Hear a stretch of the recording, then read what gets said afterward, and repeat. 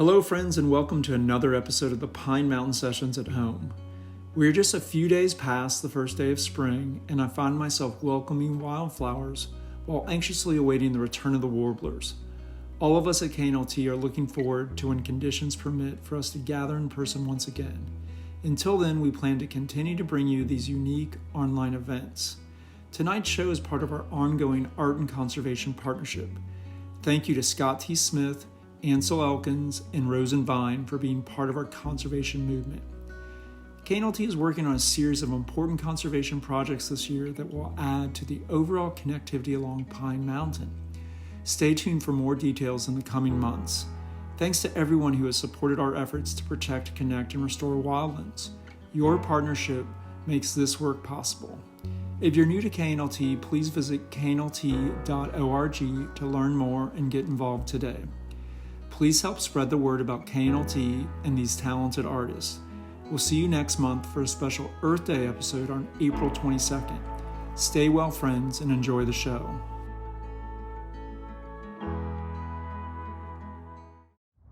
Hey y'all, Scott T. Smith here, coming alongside the Kentucky Land Trust to make you guys a little video, bring a little bit of a joyful noise, and talk about one of my new missions personally, which is sustainable live entertainment. In the slowdown, we've learned so much about how much sometimes in life less truly is more. And as we start again and as we get back to the pace of things, I wonder if I could challenge myself and other artists how to know when it's time to ditch the van, as a good friend of mine would say, and how to practice in our own time, in our own ways, sustainable entertainment. All right, you all take care. Bye.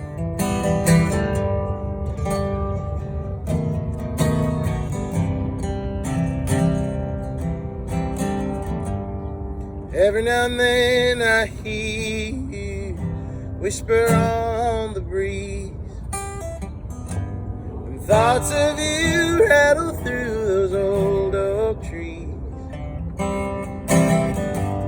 The headaches of life are what you took away, but the pain and the pressure still remain. Looking for peace in your resting place.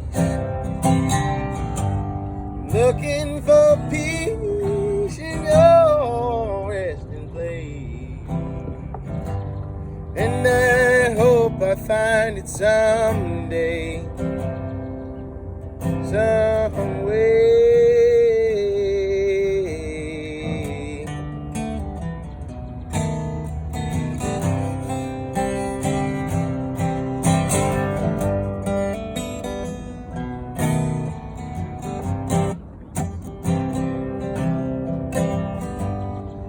And I staked out this little piece of heaven. Now I see your face in these old smoky mountains. And if this conversation seems a little one-sided, I guess our worlds are still divided.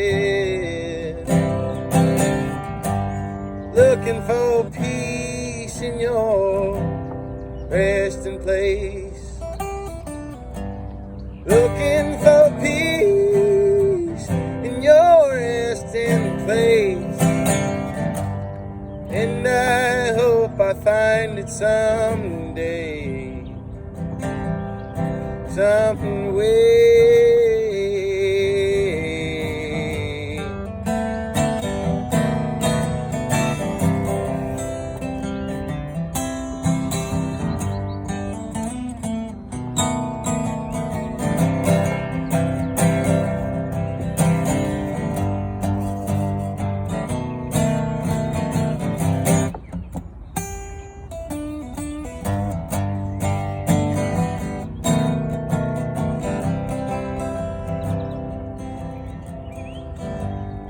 If I wish to talk to heaven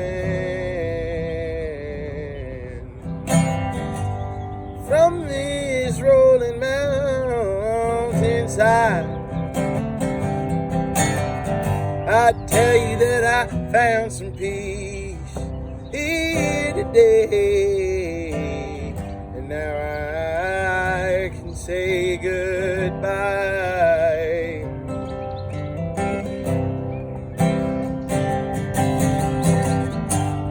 Looking for peace in your resting place.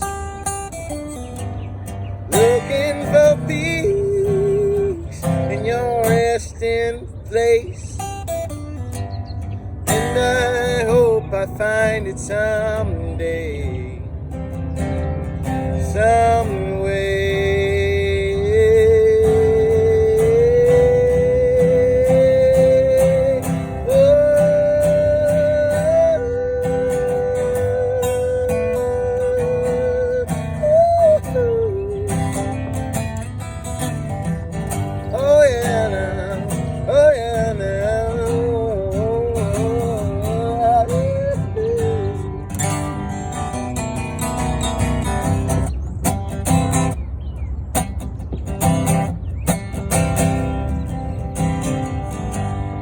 Looking for peace in your resting place.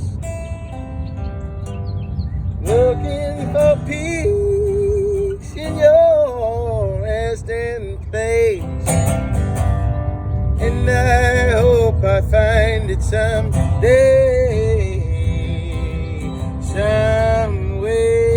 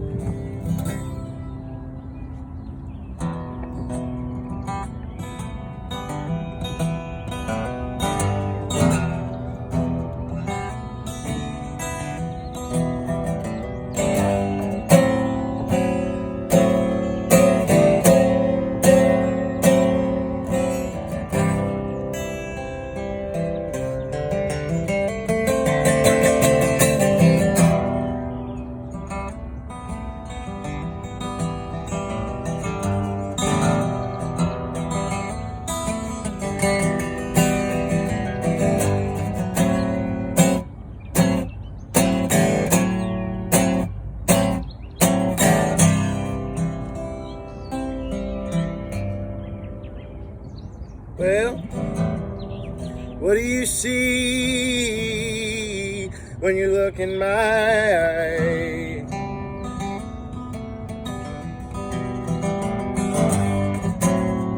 Is it the fear of regret, but you don't know why?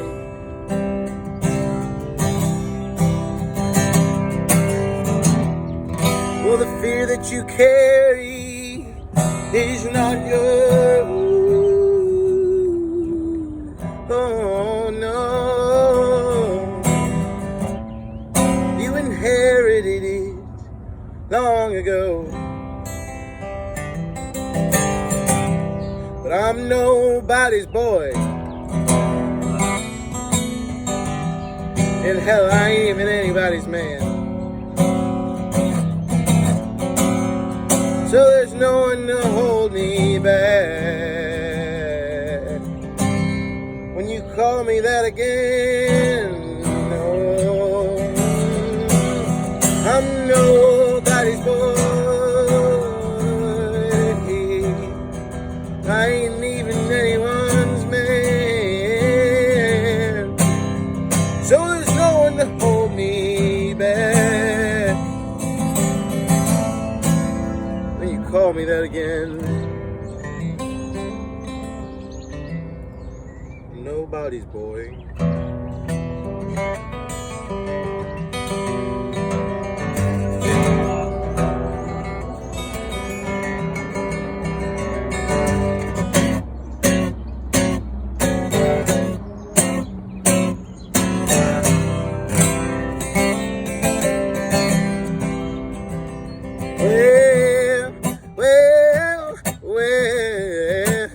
Well, I said, well, by now you think you would have known.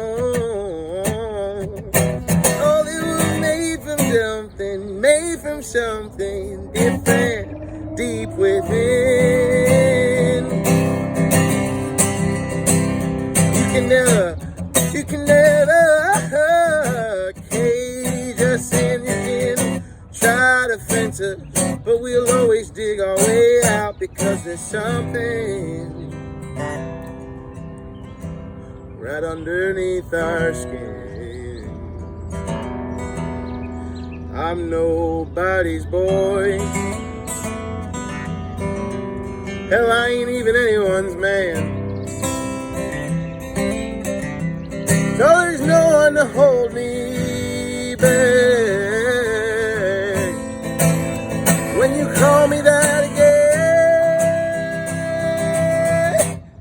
I'm nobody's boy.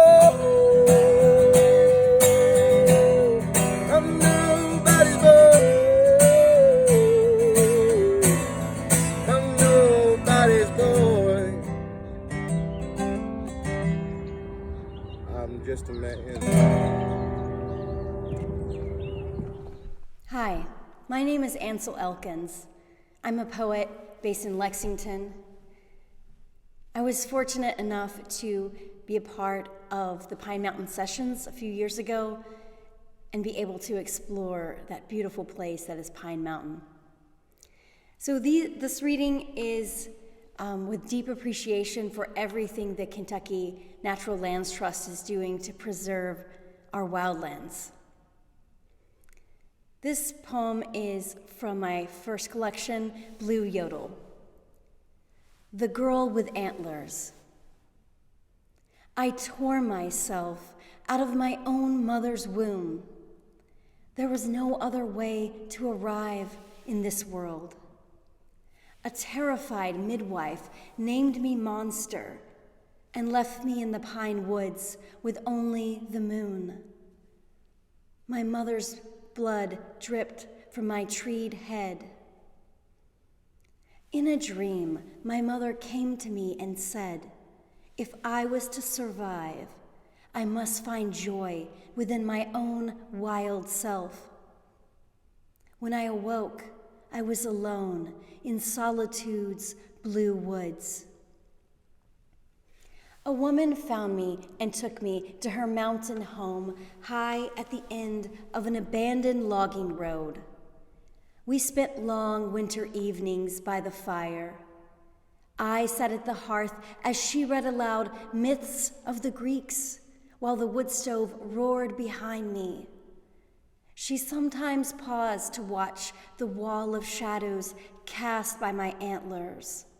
The shadows danced across the entire room like an oak's wind-shaken branches. The woman was worried when I would not wear dresses. I walked naked through the woods. She hung the wash from my head on hot summer days when I sat in the sun to read. The woman grew worried when I would not shed my crown with the seasons as the whitetails did. But I'm not a whitetail, I said.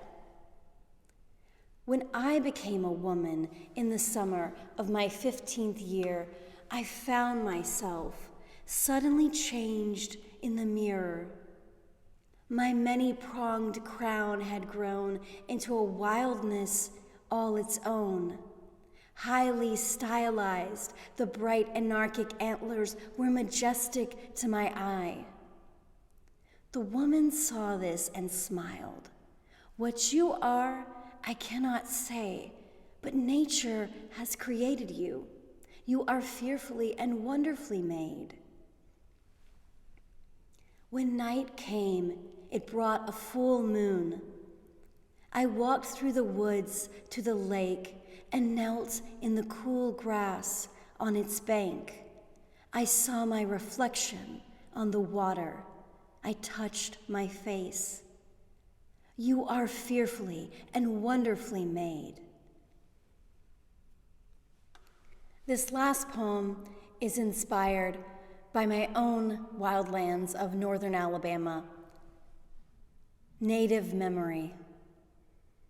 River was my first word after mama, I grew up with the names of rivers on my tongue, the Coosa, the Tallapoosa, the Black Warrior, the sound of their names as native to me as my own. I walked barefoot along the brow of Lookout Mountain with my father, where the little river carves its name through the canyons of sandstone and shale above Shinbone Valley, where the Cherokee stood on these same stones and cast their voices into the canyon below. You are here, a red arrow on the atlas tells me, at the edge of the bluff, where young fools have carved their initials into giant oaks and spray-painted their names and dates on the canyon rocks, where human history is no more than a layer of stardust, thin as the fingernail of God. What the canyon holds in its hands, an old language spoken into the pines and carried downstream on wind and time, vanishing like footprints in ash. The mountain holds their sorrow in the marrow of its bones. The body remembers the scars of massacres, how the hawk ached to see family after family dragged by the roots from the land of their fathers. Someone survived to remember beyond the weight of wagons and their thousands of feet cutting a deep trail of grief. Someone survived to tell the story of this sorrow and where they left their homes and how the trees wept to see them go and where they crossed the river and where they whispered a prayer into their grandmother's eyes before she died, and where it was along the road they buried her, and where the oak stood whose roots grew around her bones, and where it was that the wild persimmons grow, and what it was she last said to her children, and which child was to keep her memory alive, and which child was to keep the language alive, and weave the stories of this journey into song, and when were the seasons of singing, and what were the stories that go with the seasons, that tell how to work and when to pray, that tell when to dance and who made the day. You are here, where bloodlines and rivers are woven together.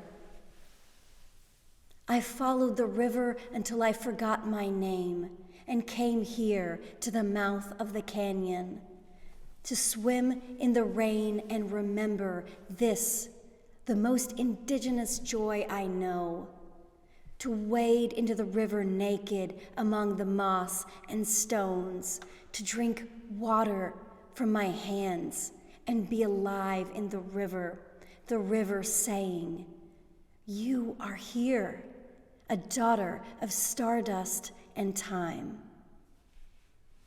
Hi everybody, we're Rose and Vine. I'm Stephanie Jeter and this is Andy Duckworth. And we're coming at you from Rock House Brewery here in Lexington, Kentucky for the Pine Mountain Sessions at Home. We want to thank the Kentucky Natural Lands Trust for inviting us to be part of this broadcast this evening. Thank you all so much for watching. Here's a song called D14.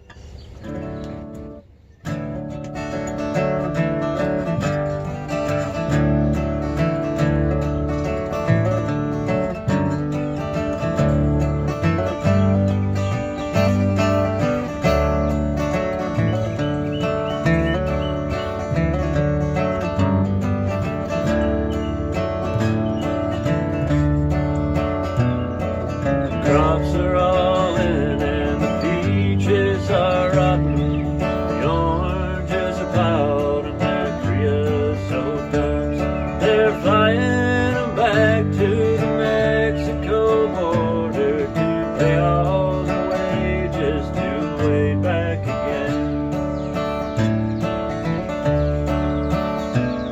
My father's own father, he waded that river, took all the money he made in his life.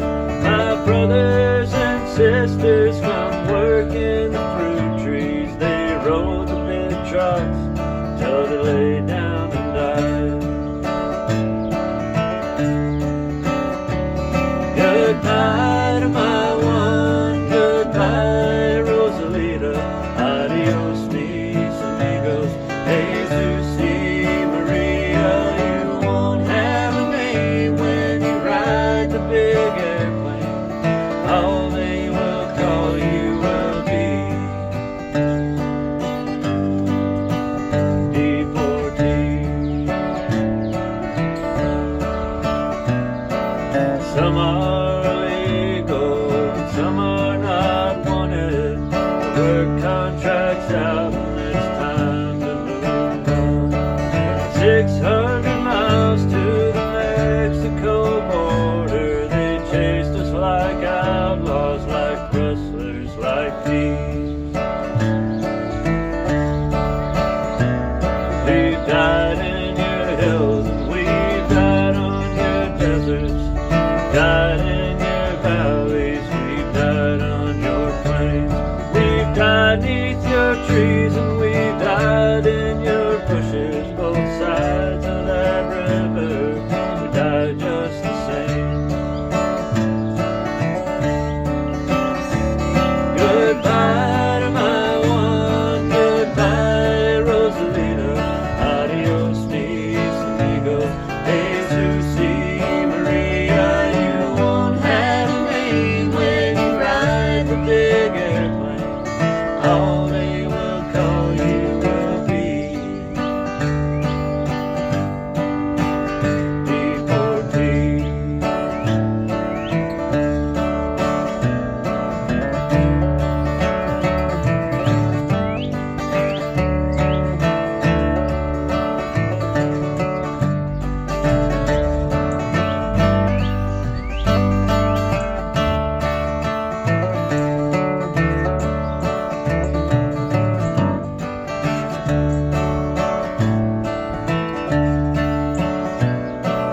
Skyplane caught fire over Los Gatos Canyon, a fireball of lightning that shook all our hills.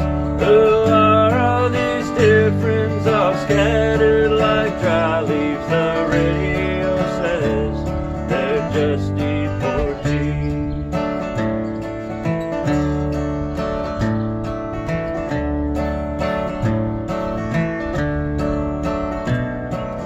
Is this the best way to grow our big orchards? Is this the best way to grow our good fruit? To fall like dry leaves, to rot on my topsoil and be known by no name except deportee. Goodbye to my one, goodbye Rosalita, adios mis amigos, Jesus y Maria. You won't have a name when you ride the big airplane, all they will call you will be deportee.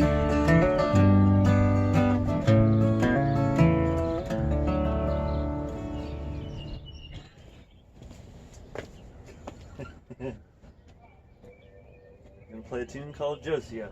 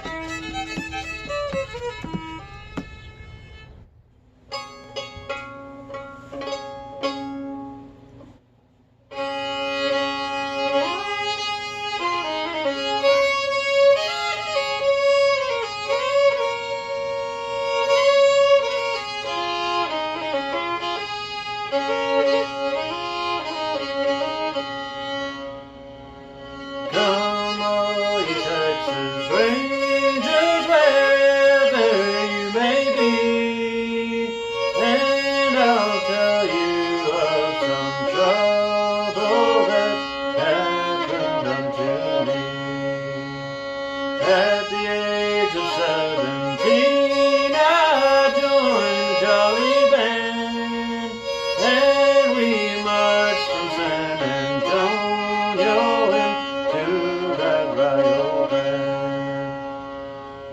I captained it in Plymouth, perhaps he thought it right. Before you reach your station, my boys, you'll have to fight. I saw the Indians coming, I heard the savage yell, and my feelings at that moment no human tongue could tell. I saw the smoke come rising, it seemed to reach the sky, and I thought to my sorrow, this is my time to die.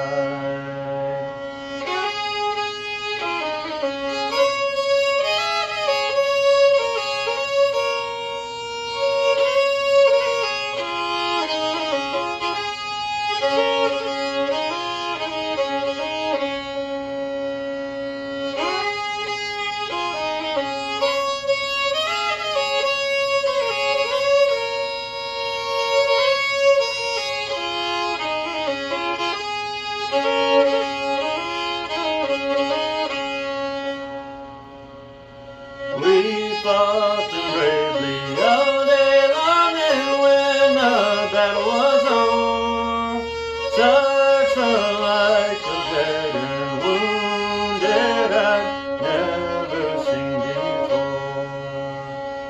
And all of us were wounded, a noble captain slain, as that sun came shining sadly across the bloody plain.